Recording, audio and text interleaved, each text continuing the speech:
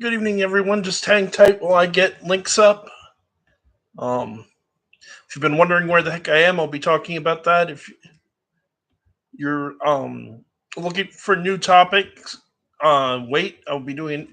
This is mostly where I've been, and I'm going to talk a little bit about the Supreme Court and why I don't agree with what it's done recently. Um, if you're not into that, hang out. After I do this, be probably 5-10 minute video. I'm going to do one on the Salem witch trials.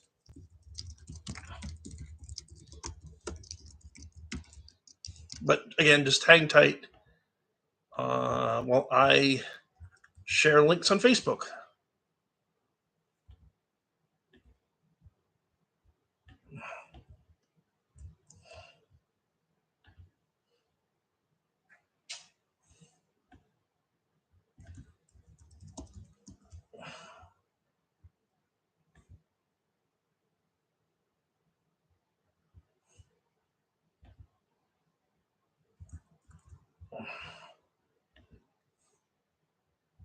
Almost done. Just one more to do.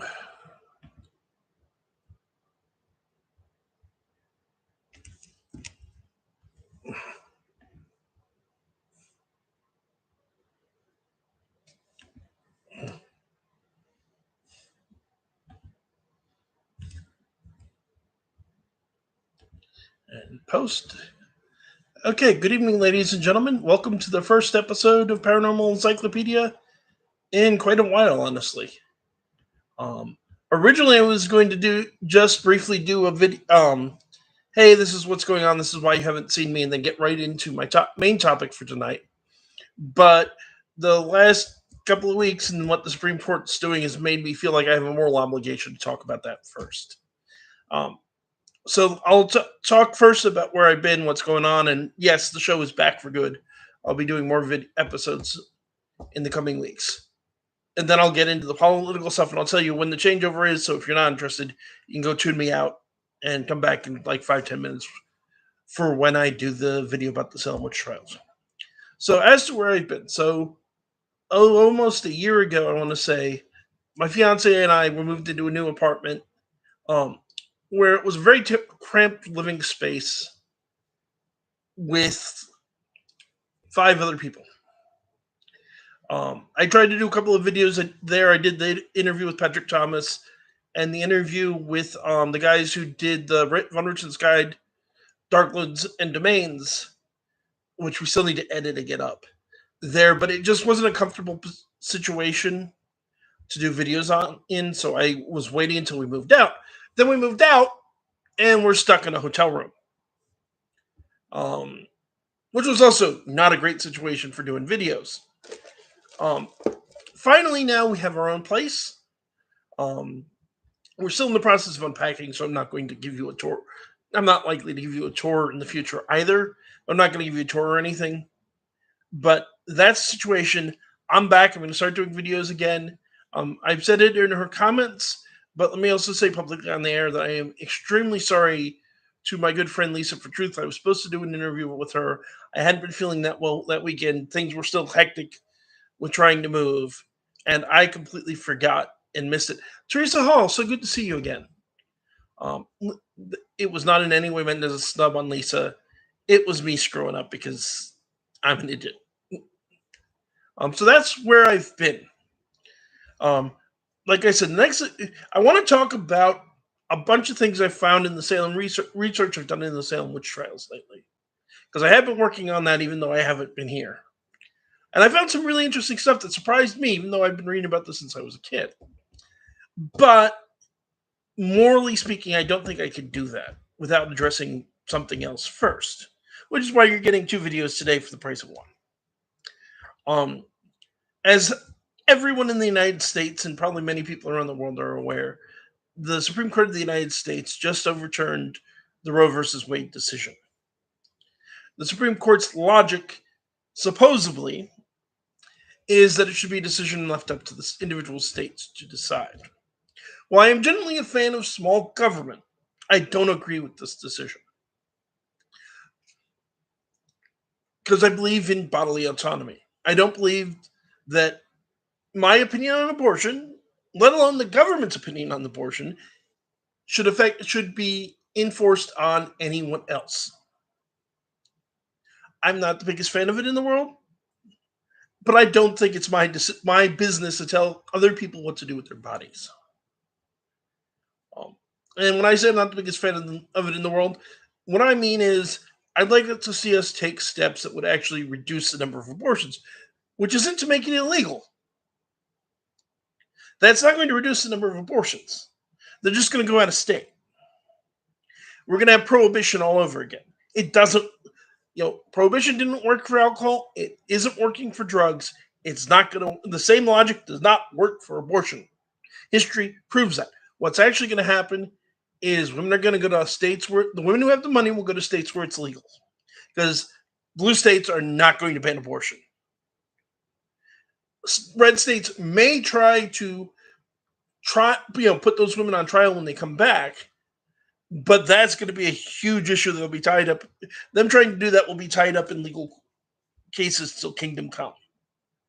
I'm not happy that that's going to be the situation, but the reality is, if you think, oh, they're just going to go to prison for when they go back, it's not that simple.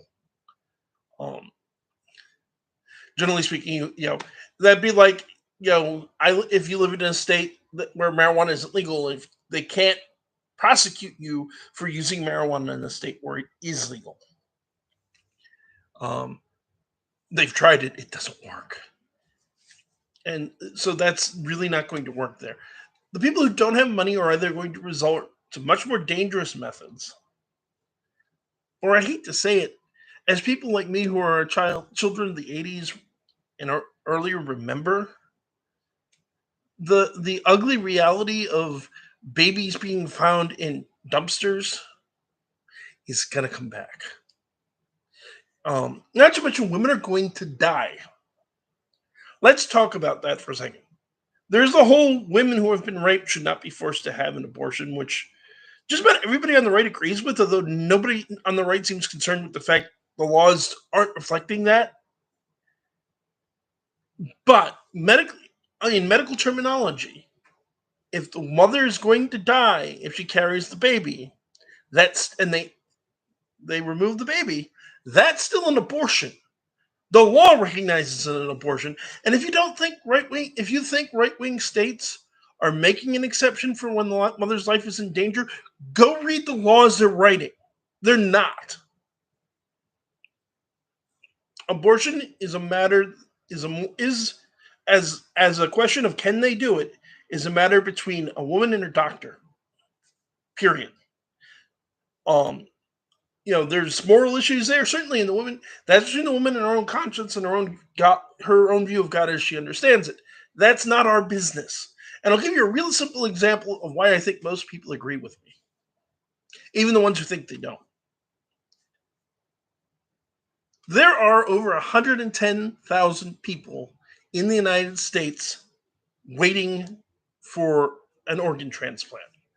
About 20 people die without because they need organ every single day. The list is very, very stagnant in number, because as soon as some people come off the list, new people are added.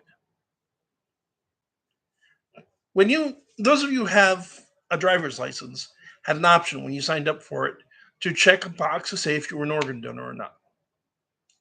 If you really truly believe that the right to life is greater than bodily autonomy, why is it optional to be an organ donor? You're dead. Your body is either going to be cremated or embalmed and then left to eventually decay in the ground, or otherwise it's over. Even religious, even as a Christian, your body's not relevant anymore. Scientifically speaking, your body's not relevant anymore. It's going to decay and go back into the earth. Why is it acceptable that a dead person is right to say, no, I don't want my organs donated? That's okay. That's bodily autonomy. But a living, breathing woman doesn't have the right to make a decision about her own body. Um, and Teresa Hall made an excellent point. Alabama has no rape or incest exclusion. The law went into effect as soon as the announcement was made. It also includes the punishment for giving information on going out of state for providers. Teresa also points out why the death penalty of all life is sacred. That's a good point. Here's an even better one I think that I just saw. I watch I don't know the name of his channel, but there's a atheist YouTuber named Eric who does a channel with V. I don't know exactly the relationship, so I don't want to comment on it. I'm not judging. I just, you know, I know V uses they them pronouns. I don't know if they're dating or anything of that nature, so I don't want to comment on what I don't know. Point is, V brought up an excellent point. Texas, which is a very red state, has stand your ground law. Think about that for a second. If somebody breaks into your house, do you feel you have a right to shoot them?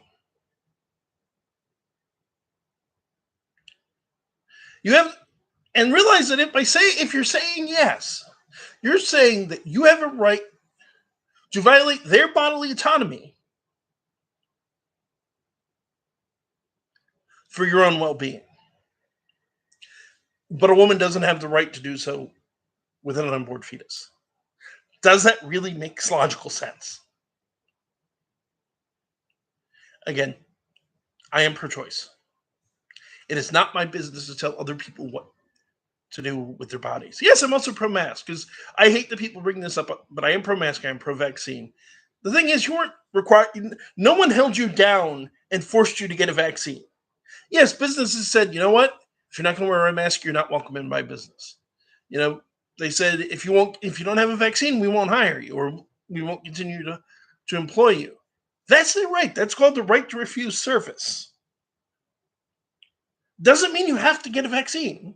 It means you had to make a choice, and choices have consequences. If you don't like the consequence, don't make the choice. And people will try to make that argument about abortion, but it's not that simple. Rape victims didn't make a choice. Condom breaks, that isn't a choice. Never mind the entire related issue of sex education in this country, which is a disgrace. And anyone who thinks otherwise needs their head examined. Abstinence only education does not work. Every study confirms that. If you want to reduce the number of abortions, not just make them more dangerous, not just force women to go out of state, not just criminalize women making a choice about their own body, here's what I would suggest. And I think most liberals would agree with me. One, science based sex education in schools. No more abstinence only. Make people aware from a young age about the risks and benefits of condoms and other forms of contraceptives. Directly related to that, free contraceptives.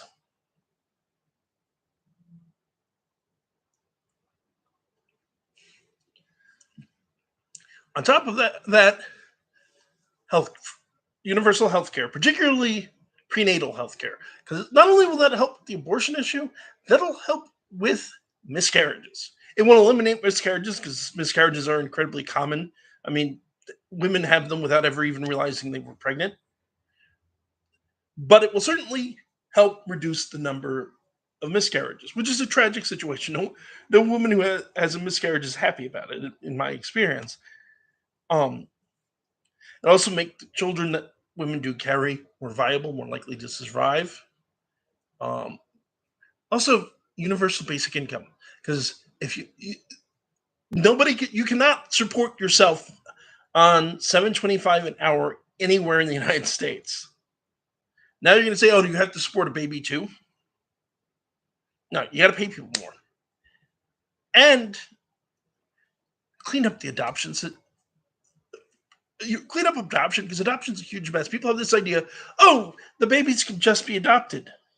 It's like, do you have any idea how many children are currently waiting to be adopted right now that can't find parents? Numbers in the thousands. These kinds of things would actually reduce the number of abortions without ever making it illegal, without ever condemning women who choose to have one. But they will cost money. And I had a Republican a while back ask me, well, who's going to pay for all of this? And my answer to that is very simple. If you don't care enough about the issue of abortion to say, hey, you know what, government, we want you to spend some money fixing this, you don't care about the issue of abortion. It's that simple. If you care about it, you have to acknowledge we have to spend some money on it. If you don't care enough to spend the money, don't throw a band-aid over it and just make it illegal, because it doesn't solve the problem, solve anything. So as much as I'd like to stop the political rant here, there's another recent decision the court made that I feel a need to address that hasn't gotten as much press. Now, in fairness, abortion is a really big issue and it deserves all the press that it got. But I feel that people should be talking about this as well. There is a high school sports coach who had a suit go to the Supreme Court that declared it is perfectly acceptable for teachers and coaches to both pray publicly in public schools, and worse, to lead students in prayer. Now, I'm all for the student right of a student to pray in school. Everyone else is too, by the way. There's a great quote, I forget who said it, but it's completely true, that as long as there's such a thing as tests and quizzes, and particularly pop quizzes in schools, there will be prayer in schools. But there's implications to the idea of saying you can pray public, you can pray publicly and lead others to prayer. First of all, in blue states, if a kid doesn't want to participate, it's probably not going to be that big a deal. In the deep South, you're opening any kid who doesn't go along with it to ridicule and bullying and saying, oh, just don't do that. Were you ever a high school student? For God's sakes, people. I absolutely agree. Children should not be bullied. But it's going to happen. It is part of growing up. I would even argue it's a good life lesson, because the reality, if I'm all for anti-bullying campaigns, don't mistake me, but anyone who imagines that bullying stops when you leave school has spent no time in the real world. You get the same bad behaviors in workplaces, in colleges, in home lives. It's part of the human condition. It doesn't stop. But they are going to be bullied. They're going to be discriminated against, and the teacher's going to do it too. And here's the other thing I want people who are in favor of teacher-led prayer to think about. Do you realize that by saying this is legal, you just openly said to the Satanic Temple that any member who is a teacher in a public school is now welcome to lead students in prayers to Satan? That Muslim teachers aren't welcome to lead their students to pray towards Mecca during the prescribed times of the day. That's the way that a rite works. Is if you make it legal for one group to do it, it has to apply to everyone. Teresa, I welcome you going and leading a pagan prayer. Quite honestly, I never made a secret about being a devout Christian. If I was a school teacher right now, I'd be leading prayers to pagan gods, to flying spaghetti mountains, or possibly to Satan himself every day, just to drive this point home to the religious right. There is a wonderful Anglican preacher here on YouTube who I'm currently talking to about having him come on the show, because I absolutely love this man's message. And he's far kinder than I am, I'll be honest, named Reverend Ed Trevors. And he makes an excellent point. When government and religion get in bed, it doesn't end well. It has a long history of not ending well, including for religion. We as Christians are supposed to live in the world, not be of the world, and we are not supposed to to assume this kind of government control. That's not what Christ told us to do. We're supposed to go out and help people. We're not supposed to go passing laws about what we think is right or wrong. The government, the world, and the Bible says the world is in the hand of Satan, not God. Doing that, doing what's doing, isn't going to help anyone in the long term. And stuck in the YouTube matrix, I would agree. Live and let live. If it doesn't affect me, you have the freedom to do as you choose. Abortion in a nutshell. A woman getting an abortion has no effect on me. Let her do what she chooses. I don't believe. Again, I don't believe in. If students want to pray in schools, go for it. Teachers leading students in prayers creates an issue because of the reality of the way schools work. Is that while live and live is a fine ideology and I support it, that's not the way that high school students think. Leaving it neutral is a better course. Or again, the reality is you're going to clog up the day because now you've opened the door to everyone. Voodoo, Santeria, Satanism, paganism, Islam, all are now welcome to lead. Any teacher that believes in those things is now, according to the Supreme Court, allowed to lead students in prayer. And if you're going to allow it for Christians, and I absolutely agree and allow it for everyone else, I just don't think it should be allowed for anybody. I don't think government and religion should mix like this. It doesn't end well.